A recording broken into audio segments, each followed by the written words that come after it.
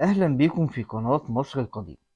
أعلنت وزارة الآثار منذ قليل عن اكتشاف أكثر من 2000 من رؤوس الكباش بمعبد رمسيس الثاني بأبيدوس، وتعود للعصر البطلمي.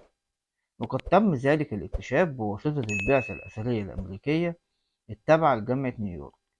وقد عثر أيضا على مبنى ضخم من عصر الأسرة السادسة.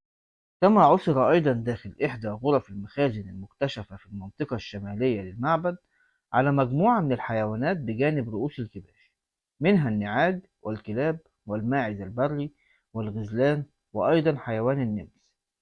وقد أشار الدكتور سامح اسكندر رئيس البعثة إلى أهمية هذا الاكتشاف، حيث يعتقد أن ذلك ربما يشير إلى أن تقديس الملك رمسيس الثاني ظل موجود في أبيدوس لألف عام بعد وفاته على الأقل.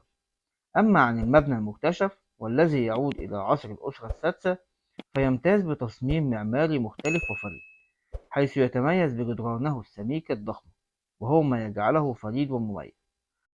وربما يساهم هذا المبنى بشكل قوي في إعادة النظر والتفكير في أنشطة وعمارة الدولة القديمة في أبيدوس، وطبيعة وشكل المكان والأنشطة التي كانت تتم فيه قبل إنشاء رمسيس الثاني لمعبده والملحقات التي كانت تحيط به.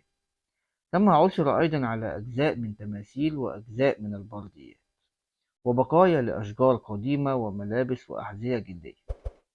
وهذه الاكتشافات تؤكد أن أرض مصر ما زالت مليئة بالكنوز والأسرار التي لم تكتشف بعد، وأن ما يوجد تحت الأرض يفوق بكثير ما فوق الأرض.